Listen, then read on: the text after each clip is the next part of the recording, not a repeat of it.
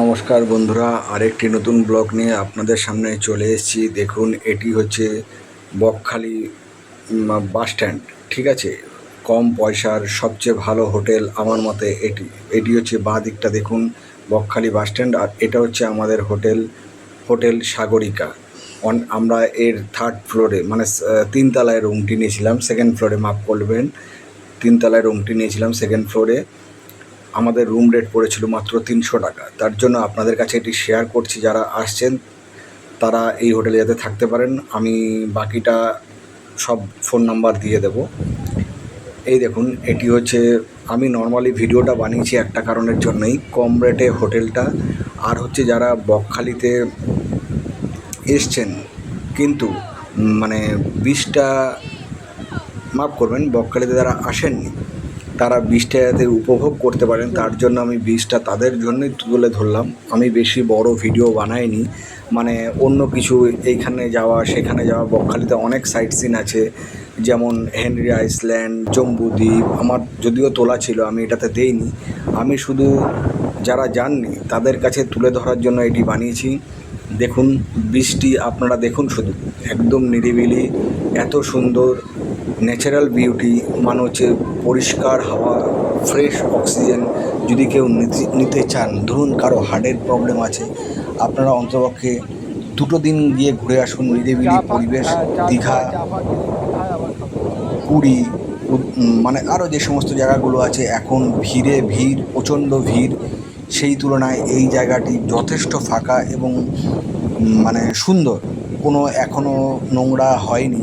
তার জন্যই আমি এটি তুলে ধরলাম। যদিও অনেকবার গেছি, তুলে ধরিনি, আজ এইবার আমি তুলে ধরলাম আপনাদের কাছে এই কারণের জন্যই, যারা এই বকখালিতে ঘুরতে যাননি, বলেন যে বকখালিটা ভালো লাগছে না, কেমন, তো তাদের জন্য আমি শুধু ভিডিওটা বানিয়েছি, বিচের ভিডিও, মানে সমুদ্রেরটা কেমন, তার জন্য এই ভিডিওটা বানিয়েছি। দেখুন, আমরা এখান থেকে হেঁটে যাচ্ছি, এটি হচ্ছে টোটাল বিচ। দেখুন পুরো বিচ, পুরো বালি, চারিদিকে বালি আর বালি। এই আমরা হেঁটে যাচ্ছি, ওই দেখুন সমুদ্র একটু দূরে, মোটামুটি ধরুন 5-7 মিনিট হাঁটতে হবে, তারপরে আপনারা সমুদ্র পাবেন। যদি জোয়ার থাকে তাহলে অতটা হাঁটতে হয় না, ভাটার টান থাকলে একটু হাঁটতে হয়। তো এটা একটুখানি কষ্টের, আপনারা ছাতাটা নিয়ে যাবেন, তাহলে অসুবিধা হবে না, রোদটা গায়ে লাগবে না। কিন্তু এত অসাধারণ পরিবেশ, এত সুন্দর হাওয়া, গরমকালে আপনার মনেই হবে না। একটু মাথায় রোদটা লাগলে প্রবলেম হয়, যাদের রোদের প্রবলেম আছে, আমি বলবো ছাতাটা নিয়ে যাবেন। দেখুন চারিদিকে বালি আর বালি, যেটা আপনি মানে কি বলবো, পুরী দীঘাতে পাবেন না। পুরীর দীঘাতে এখন পুরো ঝাউবন নেই, সব কেটে রাস্তাঘাট করে দিয়েছে, যেটা এখানে এখনও ন্যাচারাল বিউটিটা বজায় আছে। তার জন্যই আপনাদের সামনে এটি তুলে ধরলাম। যারা যাননি তারা এটি দেখুন, পুরো ভিডিওটা দেখুন, পুরো টোটাল ভিডিওটাই আমি বিচের উপর বানিয়েছি। জানি না আপনাদের কেমন লাগবে, বাট আমার খুব ভালো লেগেছে, তার জন্য আমি আপনাদের সামনে এটি তুলে ধরছি। দেখুন, এই আমরা কথা বলতে বলতে এগিয়ে যাচ্ছি এই বিচের দিকে। এই যে দেখুন, সবাই স্নান করছে। যারা স্নান করছে, এই 5-7 মিনিট, আমরা গেছিলাম হোলির 3-4 দিন আগে, তখন জলটা একটু পিছনে থাকে। এই হোলির পরে জলটা আগিয়ে আসে, মানে তিথি অনুযায়ী জলটা আগিয়ে আসে, তখন অতটা হাঁটতে হয় না, কাছেই পেয়ে যায় জলটা। তো এই দেখুন, যারা স্নান করতে ভয় পান সমুদ্রে, মানে অনেক বড় বড় ঢেউ, তাদের কাছে বলবো এখানে যান। এখানে অত বড় বড় ঢেউ নেই, সিম্পল আস্তে আস্তে ঢেউ আসছে, ভালো, আপনারা সুষ্ঠুভাবে স্নান করতে পারবেন, কোনো ভয়ের কিছু নেই। ঠিক আছে, একটু নজর রাখবেন জোয়ারটার সময়, যদি জলটা সামনে থাকে তখন মানে দেখে একটুখানি পার হবেন। এই দেখুন, প্রচুর লোক গেছে, স্নান করছে। আমি কথা বলতে বলতে আপনাদের সামনে বৃষ্টি দেখাচ্ছি। আমি টোটালি বারবারই বলছি, এটা কোনো বাইরের আউটসাইডে কিছু না, টোটালি বিচের আমি ভিডিও বানিয়েছি, যাতে আপনাদের কাছে তুলে ধরতে পারি সমুদ্র ব্রিজটা কেমন। এই দেখুন, আমরা আস্তে আস্তে আগে যাচ্ছি সমুদ্র। এই দেখুন, অত ঢেউ নেই কিন্তু সমুদ্রেতে, যেই পরিমাণ ঢেউ পুরী দীঘাতে আছে, সেই পরিমাণ ঢেউ এখানে এত নেই। মানে যারা নর্মালি একটু ভয় পান, তারা এখানে সুষ্ঠুভাবে স্নান করতে পারবেন। ঢেউ আছে, দেখুন একটু দূরে গেলে ঢেউ, কিন্তু কাছে দেখুন যারা শুয়ে আছে, এই যে দেখুন বাচ্চারা শুয়ে আছে, কিছু মহিলা শুয়ে আছে, মানে আস্তে আস্তে ঢেউটা এসে লাগছে। এই দেখুন বীজটা, এটা হচ্ছে পার্কটা, এখানে দোকানপাট সব কিছু আছে।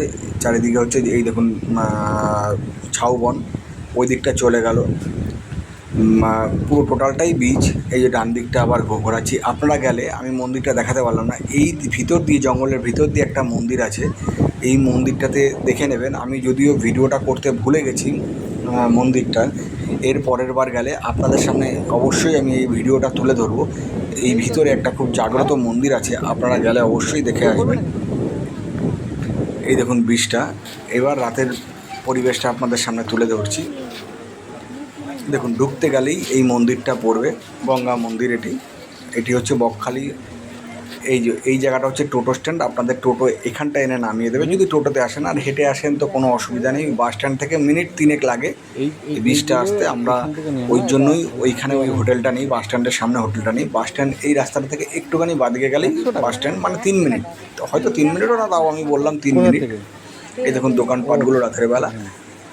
তো হোলির আগে যেহেতু গেছি একটু ফাঁকা ফাঁকা ছিল, নর্মালি সবাই হোলির জন্য যাবে বলে এই ভিড়টা মানে হয়নি।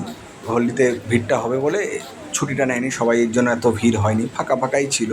এই দেখুন তার জন্য তুলতে পেরেছি। আমরাও ফাঁকা ফাঁকা দেখবো বলেই গেছিলাম এই দোকানপাটগুলো, যেটা দীঘাতে থাকে নর্মালি।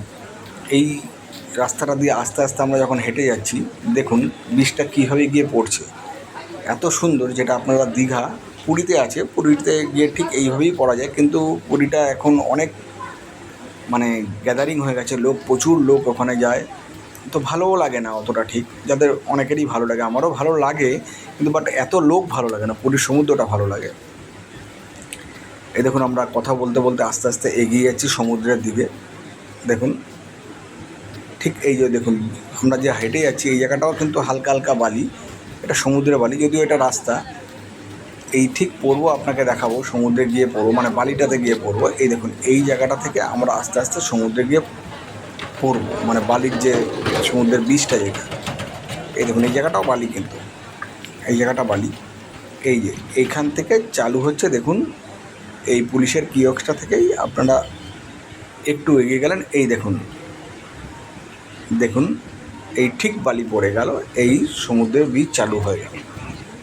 এই দেখুন বীজটা চালু হয়ে গেল। আর এখানে গেলে আপনারা দেখবেন ডান দিক বাদিকে অনেক দোকান থাকে, এই দেখুন দোকানগুলো সব স্টল বসেছে।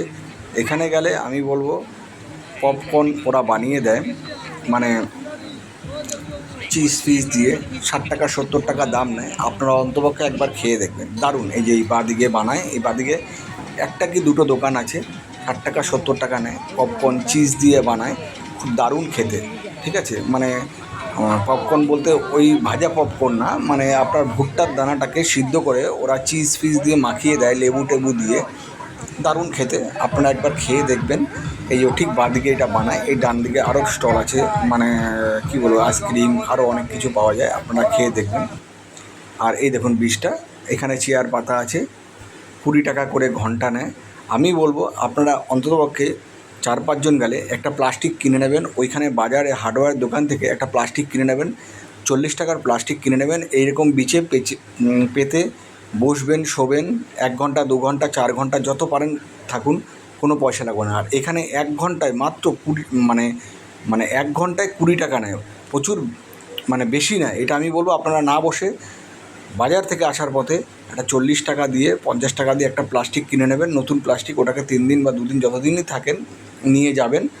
ওটাতে বসলে আপনার এই যে বীজটা দেখাচ্ছি, এই বিচে এই যে দেখুন বসে আছে এরা প্লাস্টিকটা পেতে, তাতে আপনাদের অনেক সেভ হবে। 20 টাকা করে ওরা ঘন্টা নেয়, সেখানে আপনি যদি 40 টাকা 50 টাকায় 3 দিন 5 জন 6 জন বসেন, অনেক টাকা সেভ হয়।